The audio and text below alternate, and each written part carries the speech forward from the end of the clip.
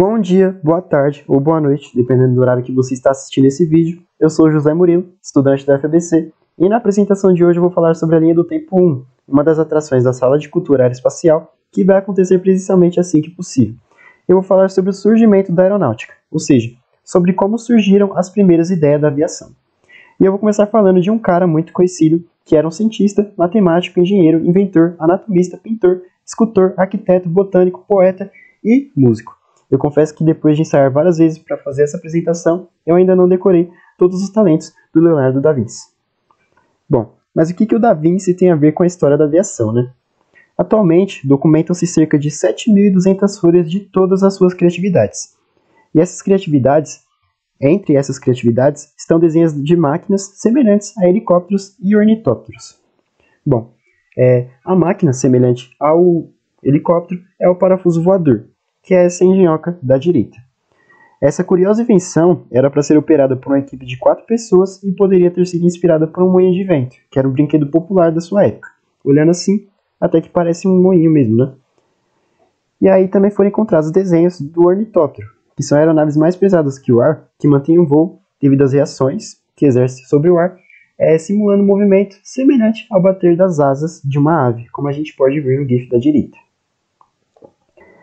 Desde o início da humanidade, muitas civilizações observavam o céu, cada uma de sua maneira. Algumas civilizações observavam o céu como uma forma de se localizar, em suas navegações ou viagens. Já outras civilizações observavam o céu como uma forma de contar o tempo. E essa necessidade de entender e mensurar o céu gerou um novo ramo da ciência, a astronomia. Um dos grandes responsáveis por tudo que nós sabemos hoje sobre a astronomia é o Galileu Galilei. Ele foi o criador do telescópio Perspicilo, um telescópio 3 vezes mais potente do que os telescópios básicos criados no século XVII. Os telescópios mais potentes produzidos por Galileu chegaram a um aumento de 30 vezes da imagem do céu. Isso permitiu que Galileu fizesse algumas descobertas, como saber que a Lua não era uma superfície lisa, e também descobriu 4 planetas, que supostamente estariam na órbita de Júpiter. O que aconteceu foi que em uma das suas observações, Galileu observou 4 pontinhos ali perto desse ponto maior. No começo ele pensou que eram 4 estrelas, mas depois ele viu que essas 4 pontinhas aqui estavam se movendo junto com esse ponto maior, que ele já sabia que era Júpiter. E aí ele concluiu que eram 4 planetas que estavam orbitando Júpiter. Hoje nós sabemos que não são planetas e sim luas, as chamadas luas galileanas, a lua Io, Europa, Ganimedes e Calisto.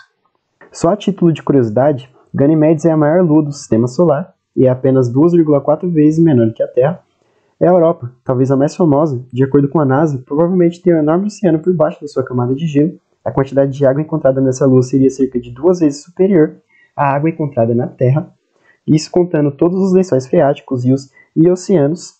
A lua Io é o corpo celeste com maior atividade vulcânica em todo o sistema solar, e a lua Calisto é formada basicamente por gelo e rochas, e chama atenção pela enorme quantidade de crateras que ela tem em sua superfície.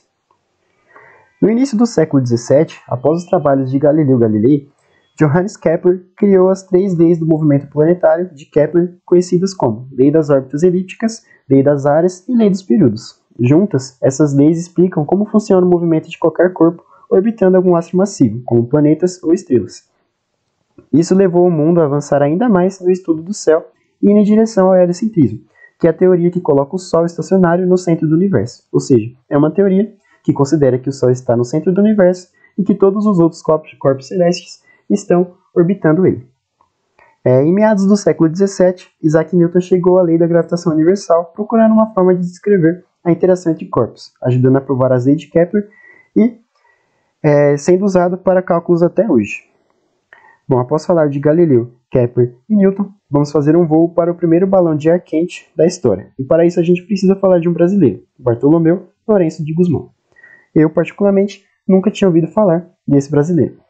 Bom, o sacerdote e inventor Bartolomeu era um brasileiro que foi para Portugal em 1708, onde ingressou no sacerdócio. E aí, aproveitando sua ida para o continente europeu, ele ingressou seus estudos na área de exatas. Ele aproveitou essa oportunidade de ter ido para a Europa. E de acordo com a Academia Paulista de Letras, em um belo dia, o Gusmão estava a observar uma bolha de sabão subindo quando se aproximava de ar quente. Então imagina você em um parque, antes da pandemia, vendo uma criança brincar com bolhas de sabão. O que você pensaria? Eu mesmo não iria pensar em nada. E algumas pessoas se questionariam, né, o porquê de uma bolha voar. E foi o que o Bartolomeu fez em 1708. Ele concluiu que a bolha de sabão voava por ser mais leve que o ar quente, e que qualquer objeto mais leve que o ar também poderia voar. Bom, com essa descoberta, em 1709, ele anunciava para a corte portuguesa que ia apresentar uma máquina voadora. E aí, depois de 3 tentativas, um objeto feito de arames, de papel, no formato de uma pirâmide e com fogo no seu interior, flutuava na sala da corte. E aí o rei de Portugal ficou tão impressionado que o deu autoridade sobre qualquer máquina voadora a partir de então. Bom, falecendo em 1724, o Bartolomeu não pôde ver o primeiro voo tripulado de um balão, que só foi realizado no meio do ano de 1783. Porém, isso serviu como inspiração para o desenvolvimento de um meio de transporte, que era o balão tripulado, que durou por séculos, sendo só substituído pelo avião no início do século XX. Avião esse que até hoje gera discussões. Afinal, quem inventou o primeiro avião? Santos Dumont ou os irmãos Wright? Bom, vou começar falando do nosso querido mineiro, nascido em 1873, Alberto Santos Dumont. O Alberto, ele era apaixonado por esporte e também por voo. Então, em 1892, após o falecimento do seu pai, ele resolveu se mudar para a França, onde ele pôde iniciar sua carreira construindo dirigíveis, Porém, ele se incomodava com o fato de que era muito difícil controlar os balões, ou seja, os dirigíveis, e para ele, dirigibilidade era tudo. E foi então que ele criou o 14 bis, ou o Zéu de Puyat Tué, segundo o Google Tradutor, que, traduzido do francês, significava de rapina. E aí, em 23 de outubro de 1906, o 14 bis levantava voo no campo de Bagatelle, na França, sob o olhar de milhares de testemunhas. Isso fez com que o Dumont ganhasse prêmios e ficasse conhecido como o inventor da primeira máquina a levantar voo com meios próprios. Isso porque o 14 bis era autopropulsado, ou seja, não era necessário equipamentos externos para a decolagem do 14 bis. E aí que está a diferença para o avião dos irmãos Wright.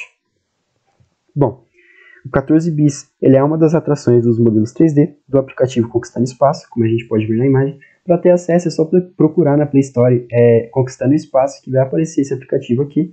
E aí vocês vão no modelo 3D e vocês conseguem ter acesso de todos os ângulos a esse avião histórico. O link do aplicativo também vai estar na descrição do vídeo.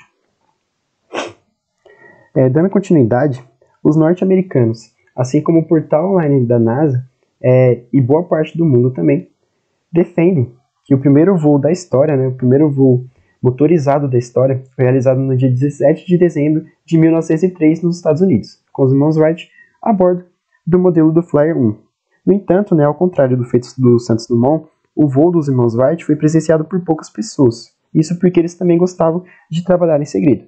E além disso, a principal crítica à validade da experiência dos irmãos, como a invenção do avião, é o fato de que a máquina utilizou uma catapulta para alçar voo. Assim, se a gente considerar como parte do conceito de voo de um avião o levantamento do chão por conta própria, o feito dos irmãos não se encaixaria, porque o avião ele não é autopropulsado. O Flyer 1 não é autopropulsado e depende de uma catapulta para alçar voo. Porém, se a gente considerar voo somente como estabilizar um objeto movido a motor no ar, a gente poderia colocar a experiência dos irmãos Wright como a primeira da história. E agora eu vou falar do primeiro helicóptero tripulado. Bom, o Paul Cornu ele foi um engenheiro francês que nasceu em 1881. Ele é mundialmente conhecido por projetar e pilotar também o primeiro helicóptero tripulado em novembro de 1907. De acordo com a FAI, ele era um mecânico de bicicleta que sonhava em voar. Com isso, em 1906, com apenas 24 anos de idade, ele projetou seu primeiro helicóptero, que possuía 2 hélices e pesava 13 kg.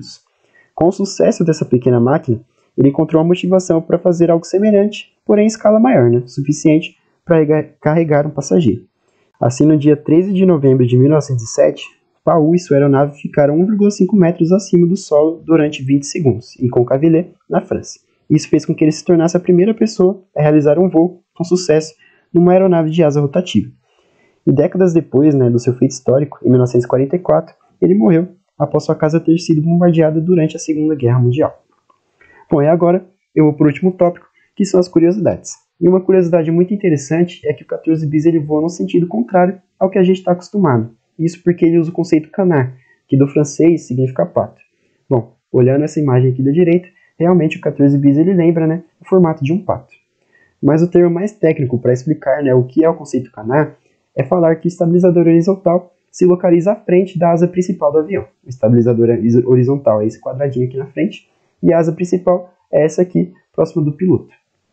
O estabilizador horizontal ele tem como função estabilizar a aeronave através do equilíbrio de forças. E outro avião que usa o conceito canar é o Gripen, que é um caça brasileiro. Como a gente pode ver aqui, o estabilizador horizontal, que até parece asas pequenas, se encontra aqui à frente da asa principal. E eu coloquei também nesse slide a imagem do 14 bis para a gente poder comparar o 14 bis com o Gripen. E se restou alguma dúvida sobre o conceito canar, eu acho que esse último slide aqui vai sanar todas as dúvidas. Isso porque eu coloquei aqui a setinha do estabilizador horizontal numa imagem já da vista superior do Gripen. E aí a gente consegue ver claramente que o estabilizador horizontal está à frente, a asa principal. Enquanto isso, em um avião comercial que não usa o conceito canar, o estabilizador horizontal está atrás da asa principal.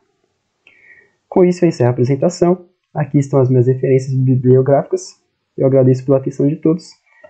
Qualquer dúvida pode deixar aí nos comentários, que eu e a equipe da Sala de Cultura Aeroespacial vamos tentar tirar, responder as suas dúvidas. E muito obrigado pela atenção.